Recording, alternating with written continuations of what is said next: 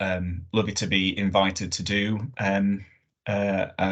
this particular talk. So my name's Phil Brown. I'm going to talk about housing and particularly how it relates to refugees here in the UK. I have been working in the area of refugee housing now for nearly 25 years, first as a practitioner within Leeds City Council, working as a resettlement worker with the refugee resettlement that happened as a result of the war in the Balkans, in Kosovo, and then over the last 2 decades in various ways through my research. And so today what I'll do first is talk a little bit about housing in general, and why I find housing fascinating for lots of different reasons, and then quite quickly talk about how housing relates to the refugee experience. And through that, then I hope that we can understand who refugees are and why they might come to the UK, and try and understand the role that housing itself plays in the settlement of refugees in the UK, and then start to try and identify ways to help refugees restart their lives in the UK. So as we before we start, it's sort of really important to start to think about what home means. So home can mean lots of different things to lots of different people, and there are a variety of ways in which home provides certain core securities for us. So one of that is it provides a secure place for safety and for security, much more broadly than its kind of absence of crime or anything, but that kind of sense of safety that we all carry around with us. It provides warmth and comfort, hopefully, if it's a warm home. It provides us privacy as well from society when we want to retreat into our own space. It's a place where we can raise families and be with family in whatever way that makes sense, and also a place to relax. It's where we go to relax typically. For most students as well, it's also a place to study. And obviously home can be lots of different things. Home can be where you are with your parents, your guardians, your extended family, your caregivers, but also it can be university as well, and a different kind of place that you take with you over time. And fundamentally, for lots of people, it can be a secure place to be by yourself and to take that time. So why study housing in the social sciences? And if you're not completely obsessed like I and quite a few of my colleagues are about housing, it's useful to remind ourselves of why we're doing this in the social sciences. It doesn't feature a lot, I don't think, does housing in pre-degree level social sciences, but it is such an important area. And in the modern kind of concept, housing isn't just about the physical structure and providing shelter. It's also about our immediate surroundings and the way in which where we live fits into the society that we exist within, and all of those community services and facilities that we try and access. It provides shelter, it keeps us safe. Housing is a massive determinant of our health. It really does inhibit the way in which we want to live a healthy and full life, and we can tailor our housing to enable us to live much more healthier in the future. It's fundamental to raise families and to grow as individuals. It provides access to community facilities. It enables us to have a secure place to do all that participation in society and community life, and it provides economic and educational stability. You remember sort of Maslow's hierarchy, and housing is absolutely fundamental to lots of the other things that we look at in social sciences and to some extent geography much more broadly as well.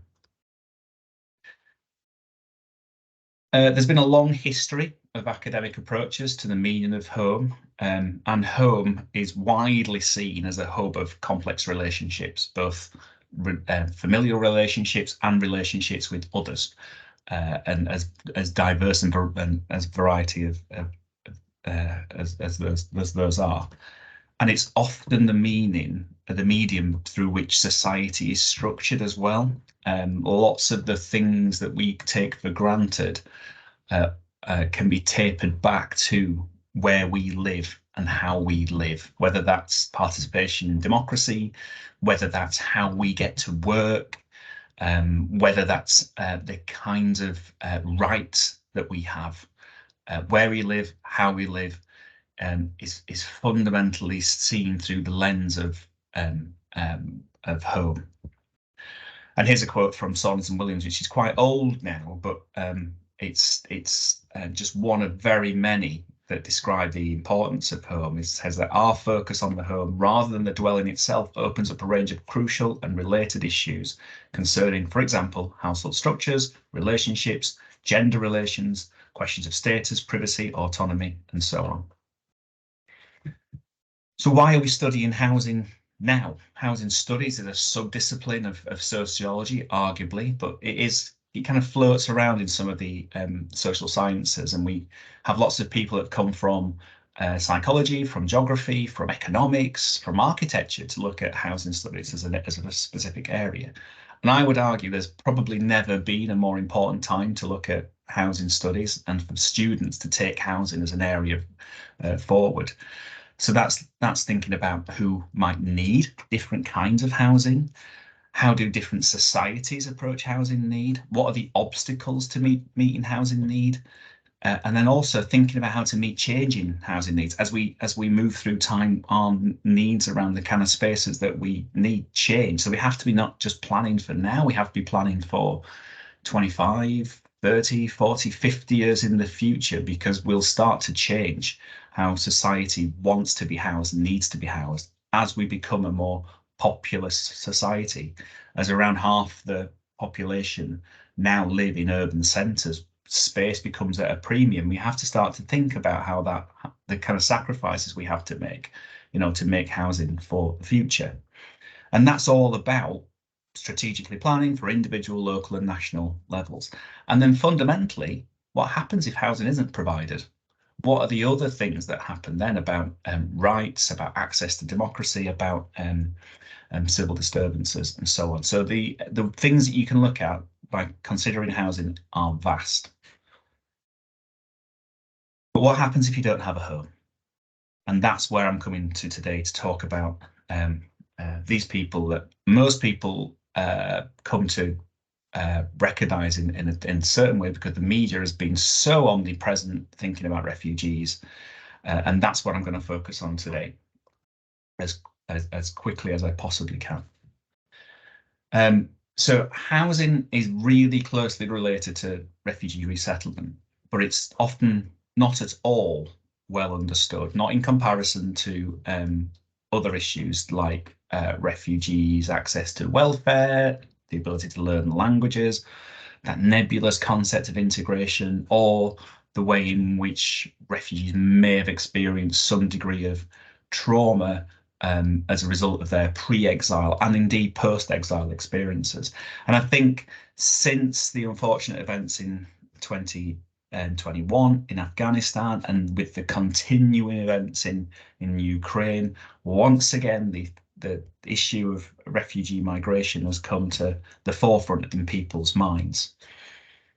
But we still don't know very much about the settlement experience refugees have. And it's often on a continuum from the period of time waiting for a decision, whether you're going to be granted refugee status, and that can be in the UK, for example, or indeed in a third country or a country of origin, where you're waiting for permission to enter a country that's offering refuge.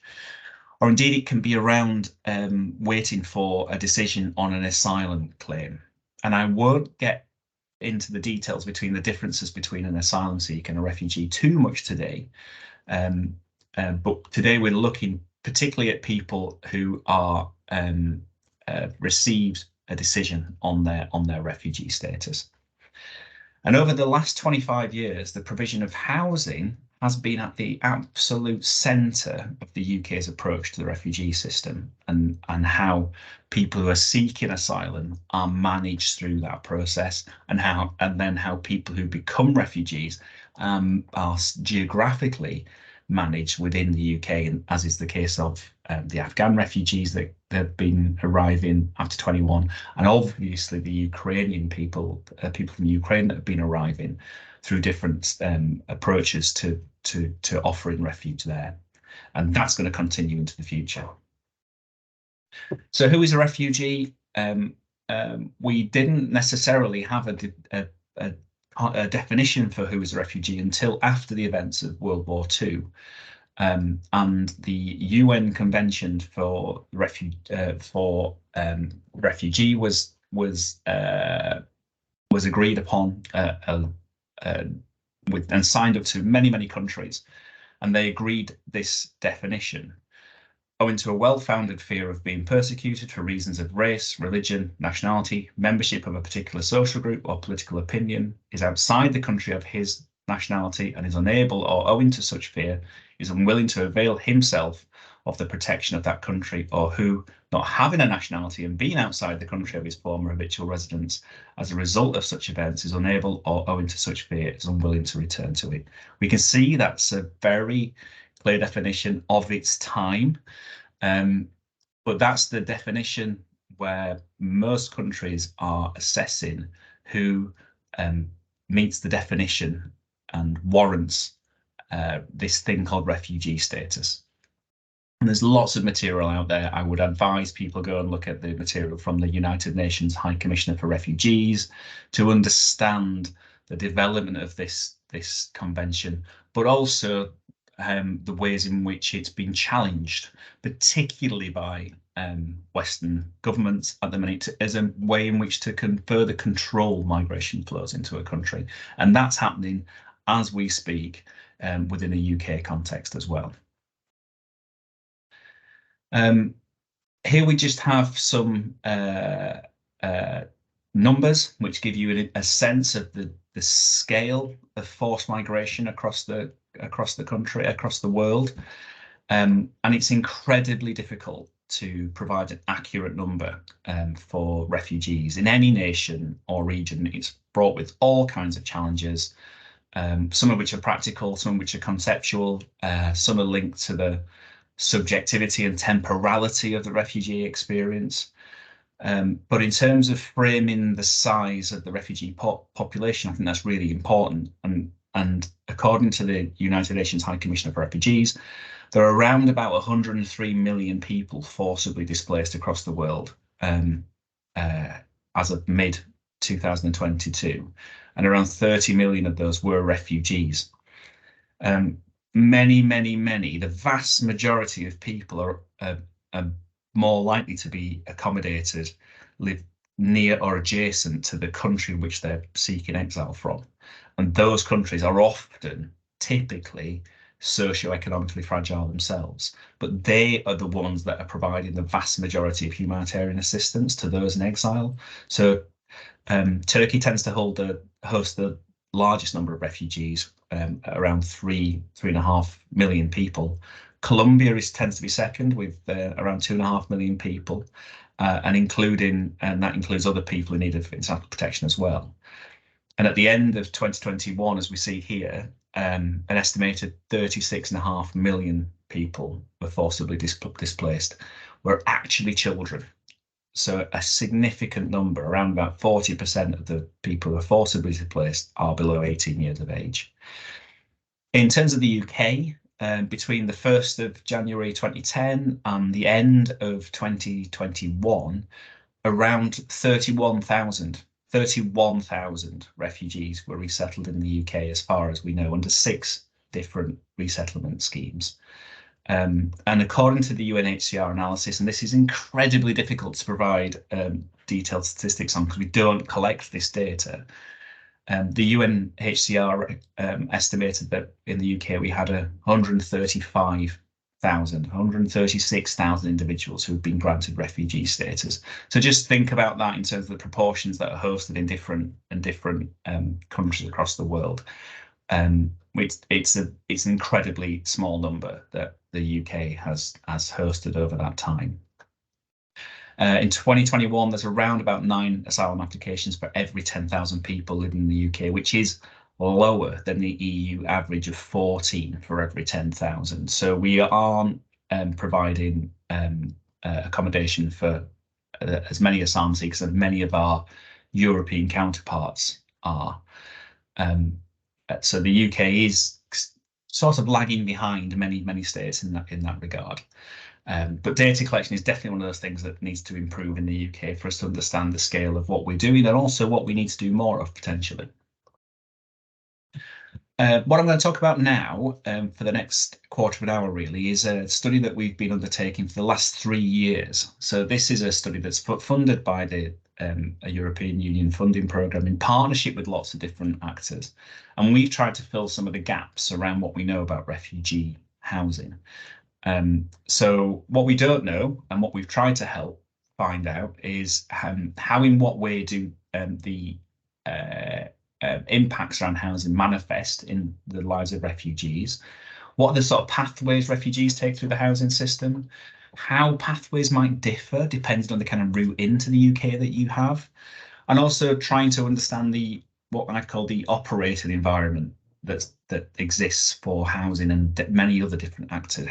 What are the kind of ways of working that people have tried to adapt to, given the government's approach to accommodating and refugees and to preventing so-called illegal migration? And what we've been trying to do is we've done a systematic review of the literature, which is being published. We're producing another review, which is about the interventions that have been used to assist in resettlement. And we've done a lot of research, a lot of conversations with refugees themselves. So we've talked to around about 80 refugees, and we've also talked to over 100 stakeholders who are involved in accommodating refugees in one way, shape, or form here in the UK. And that's been going on for the last couple of years. And I wanted to sort of talk a bit about the general themes that are coming out of this. And we know for all refugees, the housing histories are incredibly complex. Lots of issues happen before people migrate to another country, before people seek asylum or seek refuge. People don't click their fingers and decide to be a refugee. There's a lot of things that happen before that occurs. And they're incredibly influential in terms of when people then are seeking asylum or experiencing life as a refugee. Time spent in refugee camps. Often people have been in refugee camps in third countries for years sometimes.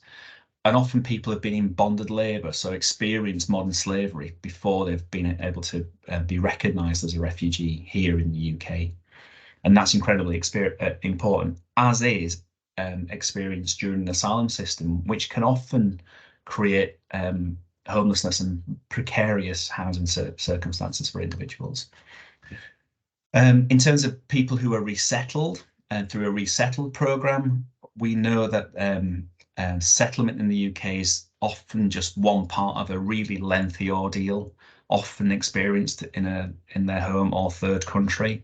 There's often ways in which we've used third parties in the UK to select who meets the criteria for a particular refugee programme. So they tend to benefit from secure long-term accommodation quite quickly, but it's often on the back of lots of other experiences of precarity. In terms of those that have come through an asylum seeker pathway, the route to secure long-term accommodation is often exceptionally lengthy. So many of those who received their refugee status in the 2000s and 2010s still, as I'm speaking now, in 2023, often don't have secure accommodation. Whilst many others have lived in various forms of housing precarity during and after their asylum application for some considerable time. And what tends to happen is that the way in which the asylum system is delivered in the UK, it tends to embed long-term vulnerability beyond their initial asylum experience. So we've looked at lots of different routes into the UK in terms of being a refugee. And we've looked at managed routes which have used reception centres and hotels as forms of initial accommodation. And that happened in the Bosnian resettlement programme, the Kosovan humanitarian evacuation programme, and the latest Afghan relocation programmes. So there are two particular schemes. For people that we spoke to, initial accommodation was seen as pretty bearable, and people were really grateful for the accommodation options that they were provided. But as people sort of stayed there for longer, it was seen and acted more negatively over the longer term. And that's been an extreme example for many of the Afghans that have come through those recent programs, who have been in hotels for quite significantly lengthy periods of time. We find that the reception centres have often been repurposed. They're often poor quality. They were often closed down as former nursing homes or hostels or something from some other purpose, but have been reactivated as a response to an emergency situation. So it means it's quite restrictive, particularly if you're bringing families. And the UK has tended to move towards a process of having providing refuge to more vulnerable refugees over time, and with that comes family members as well. And that can be quite restrictive and can cause some difficulties in terms of parent and child, guardian and child kind of relations. But generally across the board, people have been exceptionally grateful and have been exceptionally positive towards the way in which staff who are placed in those centres are attempting to support them as best they can within the restrictions they're having to work as well. And then we've had other schemes such as the Vulnerable Persons Resettlement Scheme, which focused mainly around Syria, not exclusively Syrians, but mainly around the conflict in Syria, and a programme which was called Gateway, which accommodated lots of different nationalities through that programme. And that tended to use community-based dispersal. So where people arrived in the UK, they'd been pre-selected before they arrived in the UK with a third party, whether that's the UN body or the International Organization for Migration, and they were placed almost directly into houses. Not always that the case. Some people did have some sort of initial short-term hostel accommodation, but typically their route to housing was quite quickly. They did though spend lots and lots of time in third countries where they existed in temporary accommodation, whether that's a camp or a precarious housing situation in a third country. They tend to be welcomed upon arrival and given orientation around areas, but they as part of those programs, we were typically in the UK selecting people who had some certain vulnerabilities for whatever way that played out in reality, and that kind of echoed forward, which meant that they were quite far to some extent from the labour market because they were carrying with them certain health issues or other disbenefits. And then finally, we've got the asylum pathway. And this is kind of how people tend to envisage most refugees arriving in the country. And the asylum process is an incredibly arduous process. It leaves its mark on lots of different people. And after the asylum system has run its course and you're being given a refugee status, which the vast majority of asylum seekers at the moment are receiving positive decisions on their asylum claim. The experience of the system itself runs through their experience of transition. So there's a kind of be a lack of understanding of the welfare system. There's a rapid transition. You have to move out of your home within 28 days into some secure accommodation or somewhere else. And it disrupts your connections with whatever social networks that you've managed to maintain. Sometimes this happens quite quickly, maybe within 6 months to 12 months, but we've spoken to people who have been in the asylum system to beyond a decade sometimes, and living with very little income in areas that don't really want you, in marginalised from society, is an incredibly hard thing to endure. People in the 90s used to have more flexible approaches to the way in which asylum support was delivered. That's completely changed over as time's passed.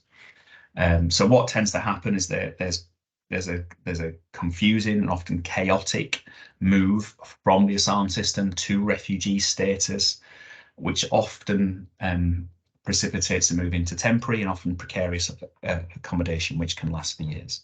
I'm not going to talk today particularly about the Afghan system or the Ukrainian system, because they're two very different things that's happened more recently, and it'll take us too long. But I'm happy to talk about that at another time. Over the last 30 years, the findings that we've got from our research suggesting that accessing housing upon receiving a positive decision after an asylum application has got significantly more challenging. There's very little affordable housing available in the UK at the minute, in particular local areas. And so as a result, most people are placed in temporary accommodation and or moved into the private rented sector or staying with friends, getting by as best they can. That creates some problems. There's a clear gap to which the extent new refugees understand the housing system. We have a very complicated system around housing in the UK.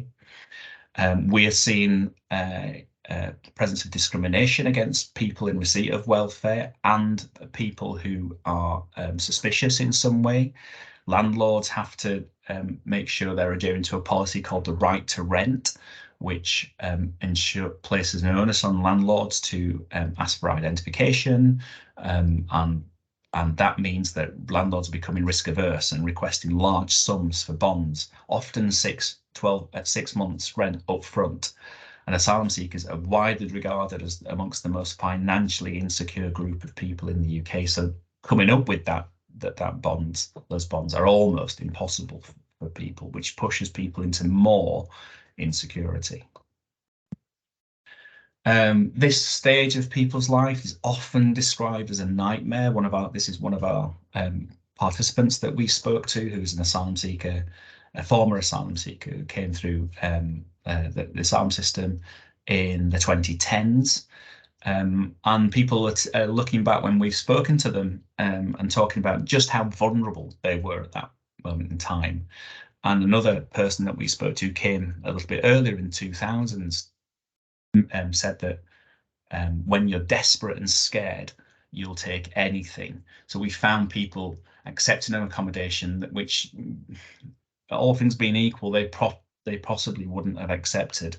And this again is from the private rented sector again, often not from the social housing sector, which has become less and less accessible by refugees and new arrivals in the UK. It's in contrast that to the resettled refugees who come through a managed programme, who tend to benefit from the time that's been put into arranging the surrounding infrastructure and preparing the home itself. So there's really these sort of two tracks: those that come through an asylum route, who are disadvantaged in lots of different ways, and those that have come through a more managed route, who get some support and that pre-settlement support before they even arrive in a community. The histories of refugees are quite diverse. There's lots of accommodation in the early days. The initial accommodation for asylum pathway refugees were varied. We did find lots of vulnerability being taken advantage of, and people would talk to us about how it was hard to tell genuine kindness from someone who was actually out to exploit you for your vulnerabilities. Transitions from initial accommodation to long-term housing were really varied again. It's really common for people to live in lots and lots of insecure housing on their route to finding long-term secure housing. Often people lived in 3 or 4 different forms of temporary accommodation or homelessness before they actually gain secure housing, and that's after you've got refugee status. It's striking really how stable the resettled refugee housing situation was, and where there was moves to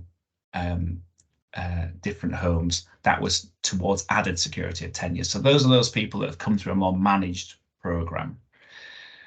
What was notable from the asylum pathway refugees, on the other hand, was the number of occasions that people had experienced homelessness on their route to finding long-term secure housing. And over half of the people that we spoke to who come through the asylum pathway were still experiencing some form of homelessness or precarious housing. There's lots of other people and other agencies out there that are supporting refugees, and they are playing such a critical role in support.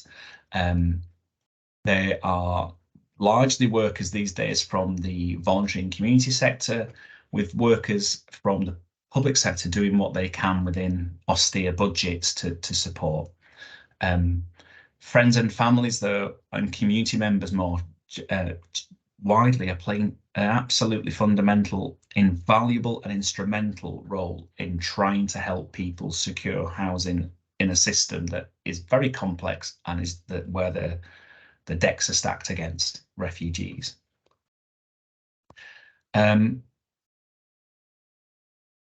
of the key things that's happened in over time, but is very underfunded, is the role of key people, and those key people tend to be where they're particularly instrumental. They're either a support worker that's paid by a local authority, which needs funding by the central government, or they're a volunteer or a befriender that's been commissioned to do some support work through a voluntary organisation, and they've been seen as pivotal by refugees in terms of helping them understand the system. And I think that's a really important thing to sort of mention, is that the voluntary and community sector are really have been picking up the pieces of a struggling public system for a long time now, the public sector. So things I just wanted to mention before I leave. I've got a couple of slides left. Housing plays an incredibly important and positive role in the lives of refugees, but the overwhelming evidence that we've collected points to the many ways in which the housing system further harms refugees. And we know that recent legislation is becoming even harder in this direction, with direct and indirect hostile environment policies, once again significantly changing the way in which the UK deals with refugees and people seeking asylum. And we've no idea really how that policy innovation of hosting Ukrainian refugees are going to play out over the longer term. Many of the inequalities that refugees experience are baked in to the implementation of housing systems for refugees, so that policy of dispersal, the privatisation of asylum, and the marginalisation of local authorities and partners from civil society are playing huge impacts in people's lives, and that's creating particular inequalities. And there is a lack of political will and policy consistency that we've seen from our analysis, and that's playing such a big role in inhibiting good outcomes for refugees. There's lots of information gaps that we need to be investigating, and will continue to do so over the next few years. I just wanted to leave this slide up for a second, because we've been producing as much as we can in open access forms as we possibly can. So we have a large-scale literature review that you can access. There's a shorter review which looks at the main points from that peer review paper. We've developed a comic which people may be interested in, to try and tell an accessible story of the lives that refugees lead in terms of their access to housing.